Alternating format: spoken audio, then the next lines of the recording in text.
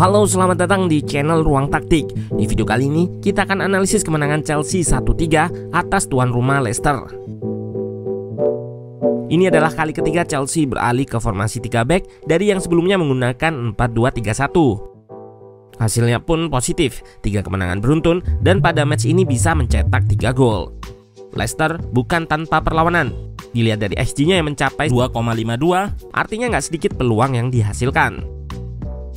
Ini yang membuat Potter melakukan perubahan taktik, diantaranya mengganti formasi yang awalnya 3-4-3 menjadi 3-5-2 atau 5-3-2 saat Gallagher masuk, serta menggunakan kembali 4-2-3-1 saat Chalobah masuk menggantikan Chilwell.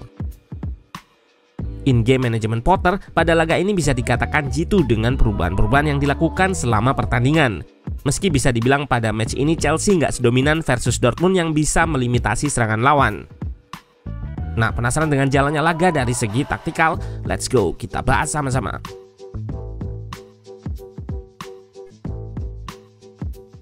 Tuan rumah Leicester turun dengan formasi yang sama, 3-4-3, menggunakan trio lini depan Maddison, Patson Daka, serta Iheanacho yang diberi lisensi untuk roaming atau bergerak bebas, terutama Maddison. Sementara Chelsea juga sama menggunakan 3-4-3 yang kali ini memasang Mudryk sebagai ujung tombak, diapit Havertz serta Joao Felix. Di sisi kanan ada Loftus-Cheek yang menggantikan Reece James.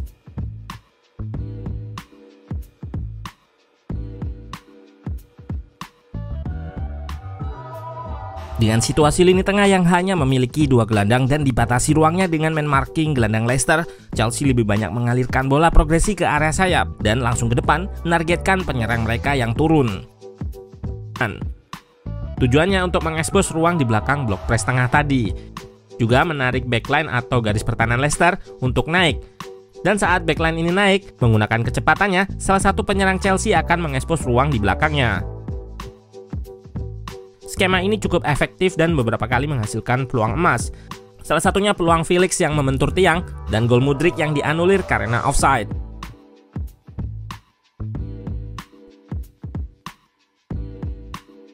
Namun Chelsea buka keunggulan di menit ke-10 berawal dari situasi corner kick. Sepak pojok Chilwell masih bisa diantisipasi oleh pertahanan Leicester. Bola kedua dikuasai oleh Koulibaly dan bisa lewati Dewsbury Hall dengan body feint-nya.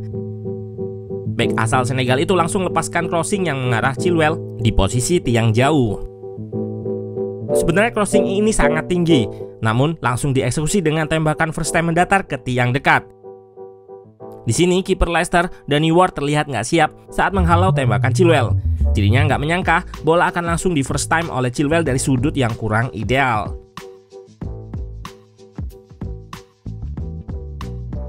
Pada laga ini, Enzo menjadi sosok kreatif di lini tengah Chelsea. Di tengah permasalahan intensitas Chelsea dalam menyerang, kehadiran gelandang asal Argentina ini mampu memberi perbedaan dengan kemampuannya dalam melakukan progresi. Dilihat dari data berikut, Enzo menjadi pemain paling banyak melakukan progresi via umpan di pertandingan kali ini. Dari area yang dalam, pemain bernomor punggung 5 ini kerap kali melepaskan umpan progresi melewati lini pertahanan Leicester dan langsung mengekspos ruang di belakang backline Leicester.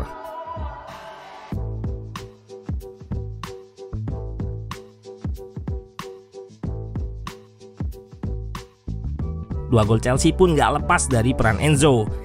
Di gol kedua yang tercipta di penghujung babak pertama, pemain asal Argentina ini memberikan assist kepada Kai Havertz dengan umpan chip yang melewati backline Leicester.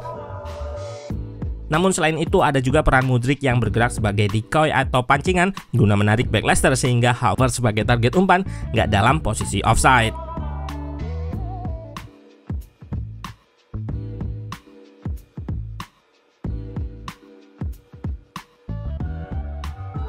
Sebelumnya, Enzo pernah melakukan hal serupa di laga versus West Ham.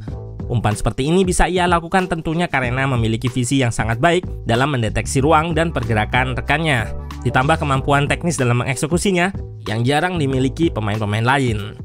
Dan di gol ketiga, meskipun nggak memberikan assist seperti di gol sebelumnya, Enzo lah yang menginisiasi umpan progresi pada gol ini. Sebelumnya, positioning di area half space berhasil menarik salah satu center back Leicester keluar dari posisinya. Dilanjutkan umpan progresi dengan kaki bagian luar yang mengarah kepada Havertz yang mengekspos ruang di belakang backline Leicester. Havertz lepaskan crossing ke Mudryk di sisi jauh yang kosong karena bek kanan Leicester juga sudah narrow atau merapat ke tengah.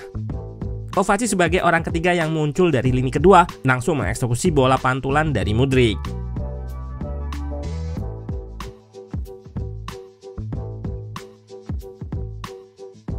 Walaupun Chelsea berhasil memenangkan laga, namun terlihat masih banyak catatan yang harus diperbaiki, terutama saat fase of possession. Di depan terlihat lini pertama blok press Chelsea terlalu pasif saat menghadapi build up Leicester. Lini keduanya yang hanya terdiri dari 2 gelandang pun positioningnya nanggung. Hal ini memudahkan Leicester untuk progresi melalui tengah, karena Mendy sebagai konektor di lini tengah seringkali memiliki banyak ruang untuk menerima umpan dan balik badan menghadap ke gawang Chelsea.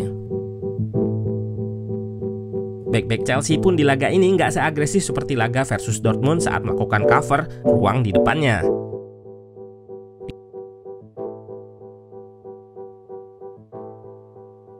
Klip ini Leicester bisa menghasilkan peluang memanfaatkan 2 kelemahan Chelsea tadi.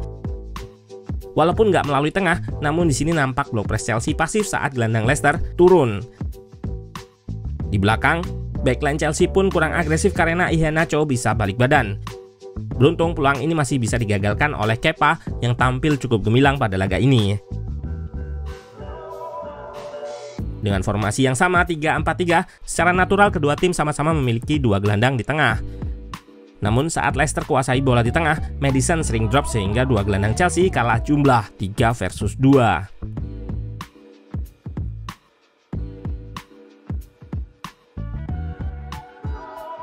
Merespon hal ini, Potter mengubah formasi ke 3-5-2 atau 5-3-2 dengan masuknya Gallagher menggantikan Joao Felix. Tujuannya tentu saja untuk mematikan James Maddison.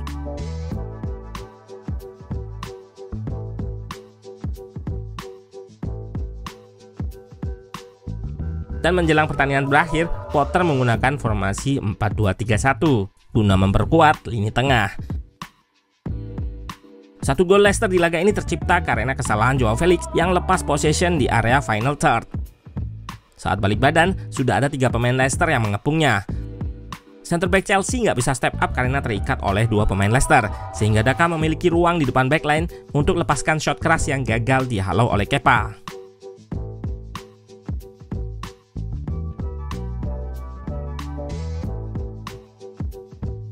Di akhir laga, Potter menjelaskan masuknya Gallagher adalah kebutuhan taktikal. Sama seperti analisis di video ini, ia menyebut membutuhkan ekstra gelandang dengan profil yang berbeda. Meski bukanlah gelandang bertipe possession, namun Gallagher lebih memenangkan bola, dan menurut Potter, Gallagher bermain fantastis. Pergantian ini pun mampu mengunci kemenangan Chelsea.